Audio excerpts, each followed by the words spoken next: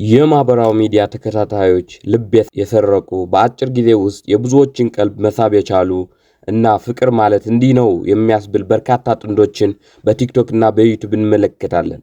ከነዚህ መካከል ደግሞ ባለፈው አንድ ዓመት ሙሉ በየቀኑ የምናያቸው ደስታቸውና የዕለት ተዕለት ህይወታቸው ሲያካፍሉን የነበሩ ታዋቂ የይዘት አምራች አዶናይና ፍቅረኛው ጃኒ ቀዳሚዎች ነበሩ።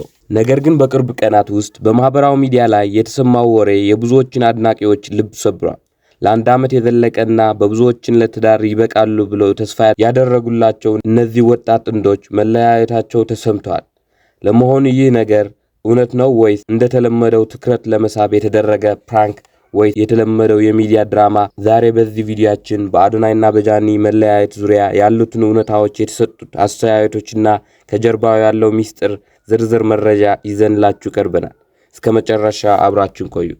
በፍቅራቸው ጅማሬና የማህበራዊ ሚዲያ ተጽዕኖ ታሪኩን ከመሰረት ስንጀምረው አዶናይ በኢትዮጵያ የማህበራዊ ሚዲያ በተለይም በቲክቶክ ላይ ተከታታይና ሳቢ የሆኑ ቪዲዮዎችን በመስራት የሚታወቅ ወጣት ነው። ጃኒ ወደ ህይወቱ ከገባች በኋላ ግን የይዘት አቅራቢ ሙሉ በሙሉ ተቀየረ። ጥንዶቹ በአንድ ላይ በመሆን የሚያማምሩ የፍቅር ህይወት የሚያሳዩ ቀልዶችና ፈተናዎች ቻሌንጅ መስራት ጀመሩ። ይህ በአጭር ጊዜ ውስጥ እጅግ ከፍተኛ ተወዳጅነት ያተረፈው በሚሊዮኖች የሚቆጠሩ እይታዎች ቪወሮች ማግኘት ቻሉ። ብዙ ወጣቶች የነሱ አይነት የፍቅር ግንኙነት እንዲኖራቸው ይመኙ ነበር። ማህበራዊ ሚዲያ ላይ ካፕል ጎልስ ወይ የጥንዶች ምሳሌ ተብለው ተጠቀሱ። ነገር ግን ግንኙነቱን በካሜራ ፊት ማሳየት የራሱ የሆነ ትልቅ ዋጋ ያስከፍላል። ሁልጊዜ ደስተኛ ሆኖ መታየት፣ የሰዎችን አስተያየት ማስተናገድና የግል ህይወት ለህዝብ ግልጽ ማድረግ ግንኙነቱና የራሱን ጫና ማሳደሩ አይቀርም ይላሉ የሚዲያ ታዛቢዎች። የመለያየት ምክንያትና ወሬው እንዴት ተነሳ? ታዲያ ይህ ለአንድ ዓመት በአድናቆት የዘለቀው ፍቅር እንዴት እዚህ ደረጃ ላይ ደረሰ?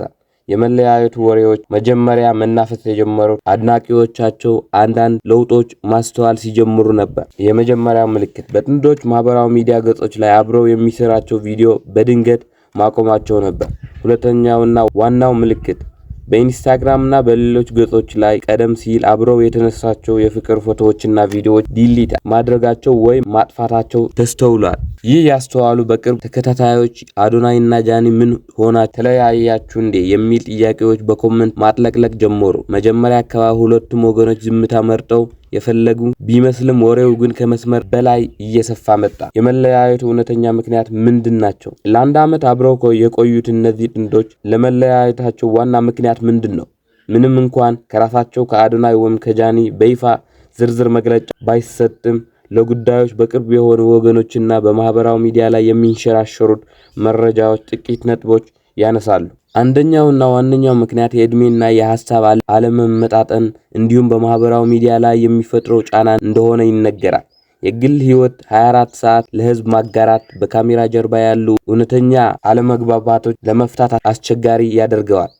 ሌላው የሚነሳ ሐሳብ ደግሞ ሁለቱም ወጣቶች የግል ህይወታቸው በራሳቸው ላይ ትኩረት ለማድረግ መፈለጋቸው ነው። እርግጥ ነው አንዳንድ ተከታታዮች ይህ ነገር ቪው ለማግኘት ወይም ሰዎችን ለማነጋገር የተደረገ ጊዜያዊ ስልት ሊሆን ይችላል የሚል ጥርጣሬ አላቸው። ምክንያቱም ከዚህ ቀደም ሌሎች ታዋቂ ሰዎች ተለያይተናል ብለው በኋላ አብረው ሲታዩ አስተውለናል። ነገር ግን የፎቶዎች መጥፋትና የሁኔታው መክረር ነገሩ ከፕራንክ ያለው እውነታ መለያየት መሆኑን ያሳያል ተብሏል። የአድናቂዎችና የማህበራዊ ሚዲያ ምላሽ የአዶናይና የጃኒ መለያየት በማህበራዊ ሚዲያ ላይ ትልቅ መነጋገሪያ ሆኗል።